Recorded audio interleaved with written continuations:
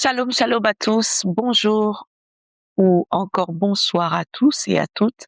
Tout dépend de l'heure à laquelle vous allez nous suivre au travers de notre émission Un mot pour ta vie.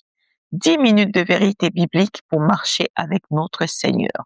Et cette semaine, nous sommes en train d'explorer le mot hypocrisie qui nous concerne tous. D'une manière ou d'une autre, nous sommes tombés dans ces pièges. D'une manière ou d'une autre, bien-aimés, nous avons agi comme des personnes hypocrites. Nous devons repérer cela, être vigilants pour pouvoir bien marcher avec notre Dieu. Éternel Dieu Tout-Puissant, béni sois-tu le saint nom de notre Jésus qui nous enseigne dans notre quotidien au travers de cette émission à bien marcher selon ta parole. Puisse, Seigneur, prie à ce que toutes les personnes qui suivent cette émission soient impactées par la puissance de ta parole qui accompagne cela. Au nom de Jésus, nous t'avons ainsi prié. Amen. Là, nous continuons encore avec ces mots. Je disais hier qu'il y avait des dangers spirituels lorsqu'on est hypocrite, lorsqu'on marche dans l'hypocrisie. On tombe loin, on s'éloigne du Saint-Esprit, on s'éloigne de la personne qui peut nous donner la capacité ou une bonne orientation de pouvoir agir ou comprendre les choses. Et cette personne, c'est le Saint-Esprit. Le Saint-Esprit ne peut pas coopérer ou coordonner avec une personne hypocrite. Non, parce que cette personne, quand tu es déjà dans l'hypocrisie, d'emblée, tu es avec le mensonge. Parce que tu mens déjà à toi, tu mens à la personne qui est en face de toi. Bien aimé, nous sommes restés avec des personnes. Nous avons partagé des temps avec des personnes. Mais ces personnes-là ont été hypocrites avec nous. L'hypocrisie est tout ce qui va dans la destruction. Parce il y a une grande différence entre l'hypocrisie et la discrétion. J'aime bien, on a eu ces débats une fois avec mes enfants à l'église. Il y a vraiment une différence. On aura le temps de parler aussi de la discrétion. Mais aujourd'hui, on est sur l'hypocrisie. L'hypocrisie vient détruire. Parce que l'attitude que tu poses, ce n'est pas correct, ce n'est pas où c'est que la personne attend.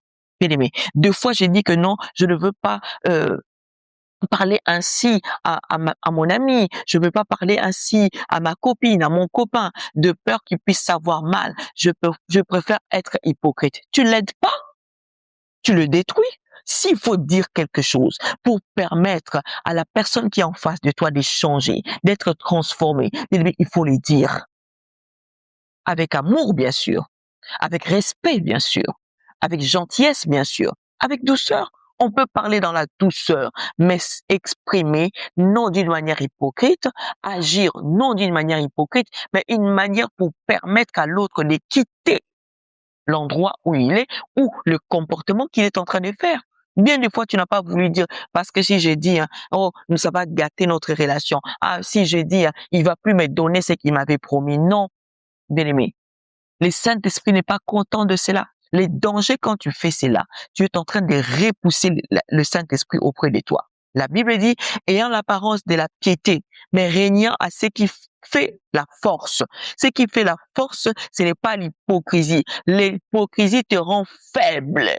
L'hypocrisie vient t'affaiblir. Ne pense pas que quand tu t'en sors, 1, 2 fois, 3 fois, même 4, même 5, même 10 fois, dans tes actes hypocrites, que tu deviens fort. Parce qu'il y en a d'autres qui se disent, personne n'a repéré que j'ai pas voulu faire ça. Personne n'a repéré mon attitude hypocrite. C'est que moi, je suis fort. Non!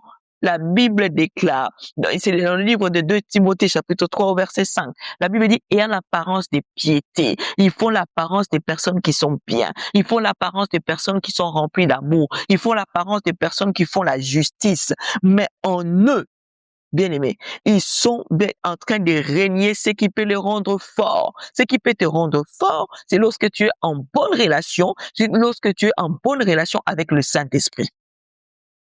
Gloire à Jésus. Bien-aimé, l'hypocrisie te met même de rentrer déjà dans le jugement. Et lorsque tu rentres dans le jugement devant Dieu, et ton jugement, toi-même, tu sais que ton acte est condamnable. Ton acte que tu fais là, ce qui t'attend comme sanction là, ce qui est écrit pour toi comme sentence là, c'est la condamnation. C'est que l'hypocrisie nous condamne devant Dieu. parce que c'est pas quelque chose que Dieu aimerait que tu fasses. La Bible dit que tu aimeras ton prochain comme toi-même. L'hypocrisie te sort déjà de l'amour de Dieu. L'hypocrisie te sort de l'amour des autres. C'est que ça t'amène à te condamner. L'hypocrisie, bien aimé, nous devons nous éloigner de cela. Parce que, en étant les enfants de Dieu, je parle même à une personne qui ne connaît pas le Seigneur.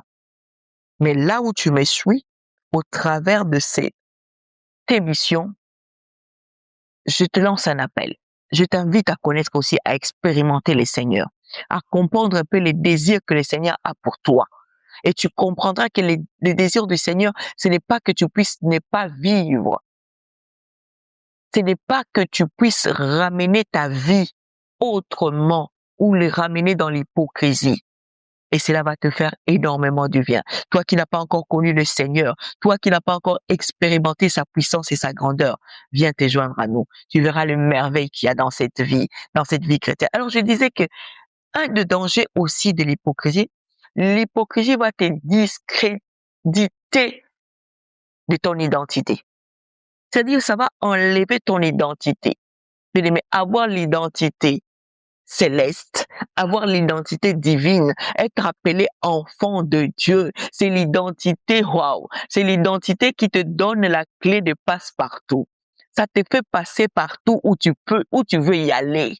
Où tu veux y aller. Parce que le problème, quand on porte cette identité d'enfant de Dieu, c'est comme si tu portais l'identité de l'enfant d'un président de la République, l'enfant d'un roi.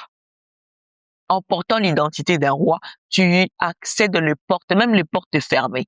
Quand il y a un enfant de roi qui passe, bien aimé, on voit même que sur la route, on met tout le monde de côté. Parce qu'il y a qui?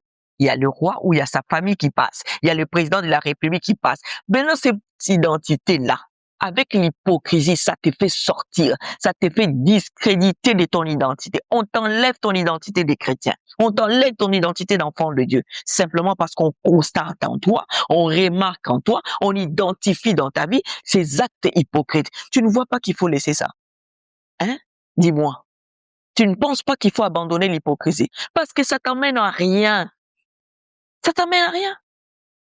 Autrefois, tu étais appelé enfant de Dieu. Tu es à l'église, on te voit enfant de Dieu. Tu fais partie d'un groupe de prières, tu fais enfant de Dieu. Tu es dans les réseaux, on parle de Dieu, tu es là. Mais lorsque tu tournes dos, waouh, on ne peut même plus te reconnaître.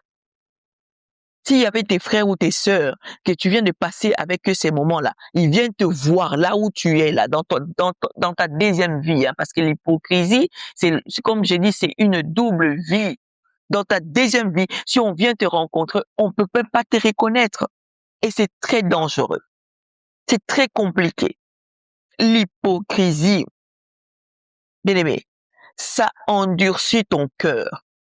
Quand tu rentres dans cette attitude d'hypocrisie-là, à faire du mal, à faire le contraire de ce que dit ton cœur, à faire le contraire de ce que te dit tes valeurs, à faire le contraire de tout ce qui est éthique, tu fais toujours le contraire à cela. Ça vient endurcir ton cœur. Et lorsque ça endurcit ton cœur, ça joue dans ton intérieur, ça joue dans ton existence comme un poison. Un poison, bien-aimé, qui te détruit à petit feu. Lent, tout doucement. Tu commences à prendre plaisir. Tu commences à prendre plaisir à cette vie, et ça t'empoisonne. Ça t'empoisonne, ça te détruit. Ça casse déjà les relations des personnes qui comprendront que tu es hypocrite. Ça casse ta relation avec Dieu. Waouh, gloire à Jésus. Qu'est-ce que c'est merveilleux de comprendre toutes ces choses et de transformer ta vie. Je prie pour une personne que ta vie connaisse les changements. Nous sommes arrivés à la fin aujourd'hui pour notre programme. N'oubliez pas de vous abonner dans notre chaîne, dans nos plateformes aussi où nous passons les extraits de cette émission, de liker, de partager et pourquoi pas de commenter. Nous nous retrouvons demain. Que le Seigneur et la paix de Jésus puissent encore demeurer dans vos maisons et dans vos vies. Shalom.